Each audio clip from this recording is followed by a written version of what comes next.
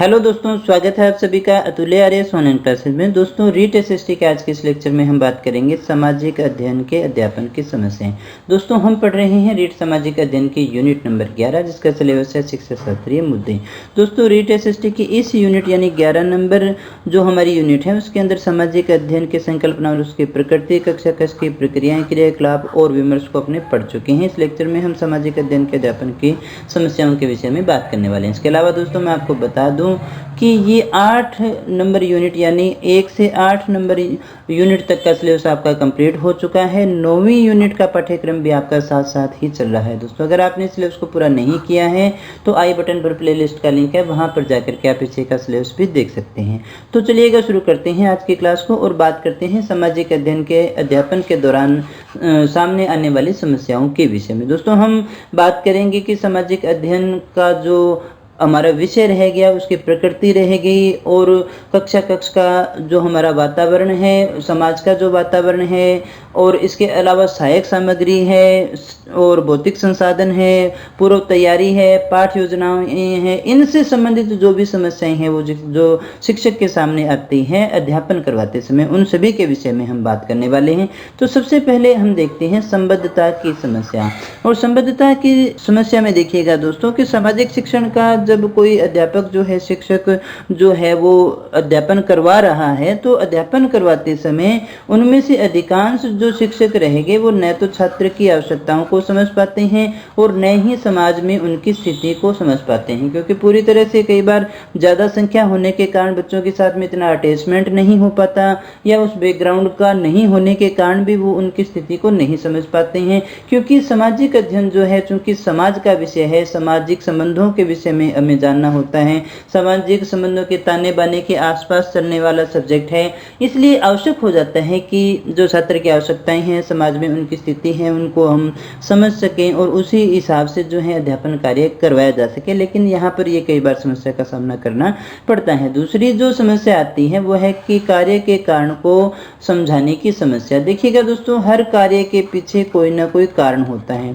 अगर हम विज्ञान विषय की बात करें तो ये सारा कार्य कारण पे चलता है। कोई भी कार्य हुआ, उसका क्या कारण था, ये समझाना विज्ञान विषय के अंदर काफ़ी आसान होता है।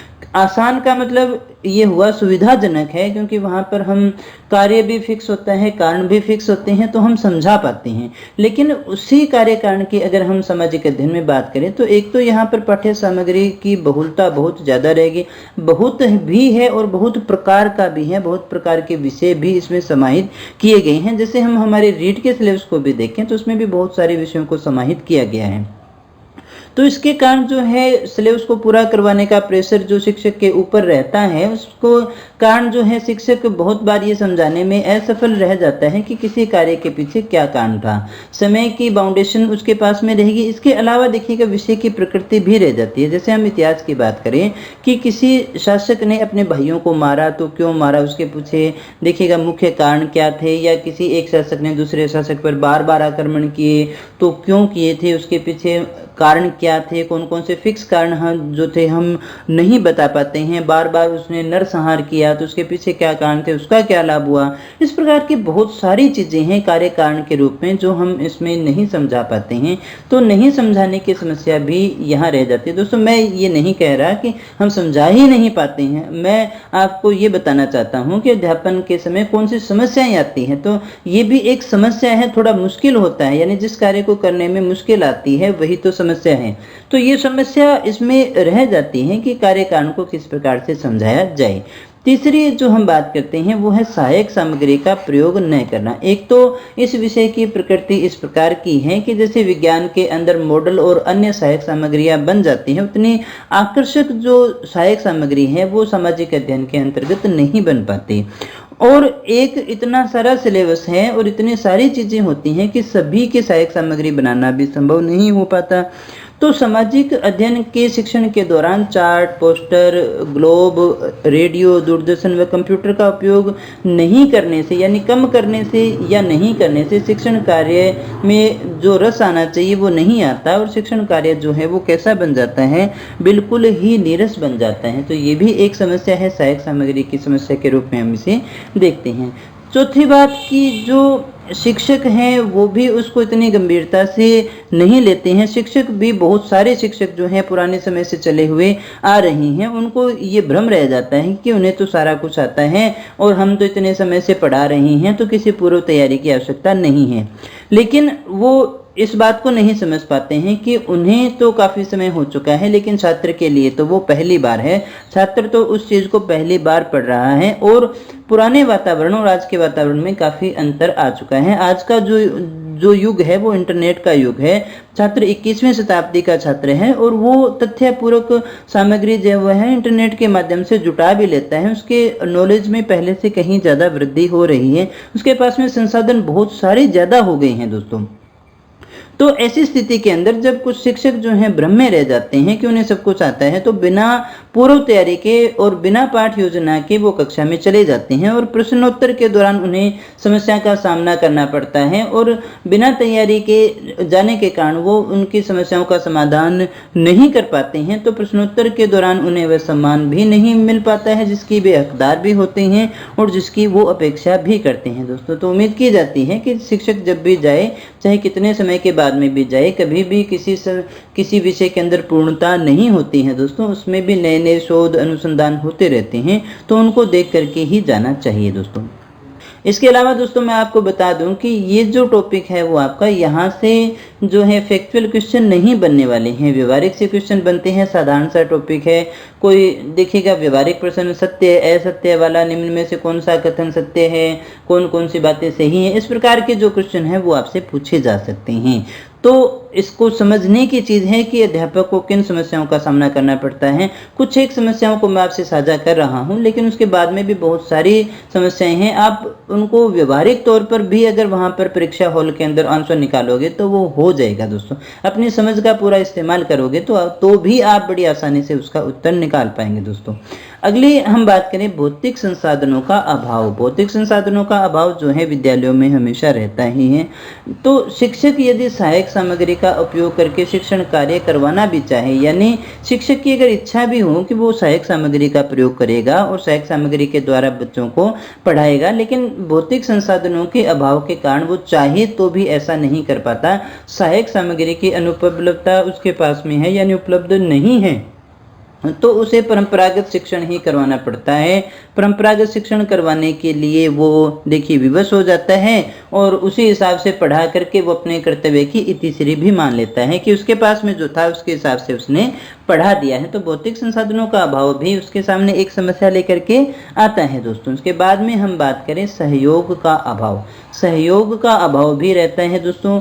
किस कारण से? शिक्षक की समस्याओं की बात हम कर रहे हैं। एक तो विज्ञान, अंग्रेजी और ये जो विषय हैं जहाँ पर टेक्निकल सब्जेक्ट जो हैं वहाँ पर देखिएगा उन विषयों को भी गंभीरता से लिया जाता है। गणित भी हो गया, इन विषयों को गंभीरता से लिया जाता है, उनके शिक्षकों को भी गंभीरता से लिया जाता है। और बहुत बार ऐसा देखा भी गया है कि अनर्गल जो कार्य हैं, अतिरिक्त जो कार्य हैं वो सामाजिक अध्ययन के जो शिक्षक हैं उनको दे दिया जाता है। तो वो अतिरिक्त कार्य उनको दे दिए जाते हैं और अतिरिक्त कार्यों में शिक्षा विभाग है वो भी पीछे नहीं है। वो भी शिक्षक को शिक्षण के अतिरिक्त अन्य कार्यों में लगा देता है, जिससे शिक्षक अपने मूल कार्य में निखार नहीं ला पाता है, क्योंकि उतना समय उसके पास में नहीं मिल पाता है। जैसे चुनाव आ गए, जनसंख्या का मामला आ गया, जनगणना का मामला आ गया, पल्स पोलियो अभियान आ गया, परिवार कल्याण संबंधित कुछ कार्य हो गए, तो मूल जो उसका शिक्षण का कार्य है वो नहीं कर पाता है। उसमें समस्याओं का सामना उसे करना पड़ता है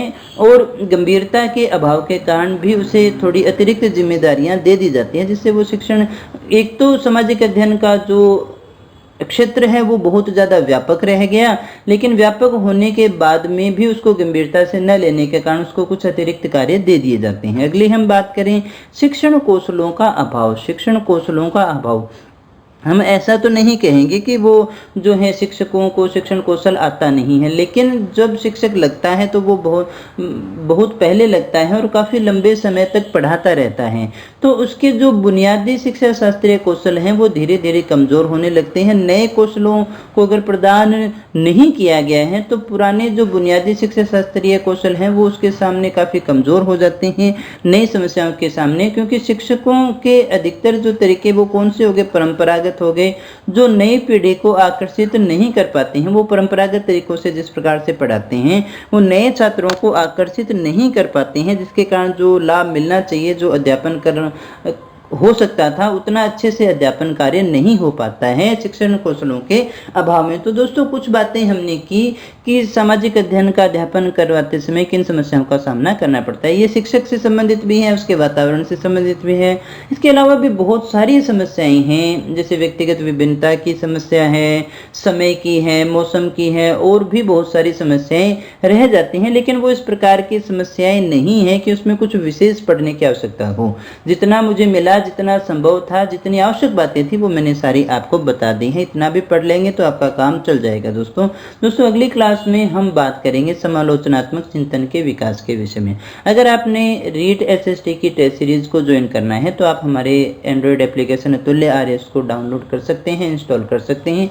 वहाँ पर काफ़ी टेस्ट आपको फ्री भी मिल जाएंगे। अगर कोई कॉस्ट पे है तो उसकी कॉस्ट जो है वो बहुत ही कम है, 10-15 रुपये में आपको मिल जाएगा।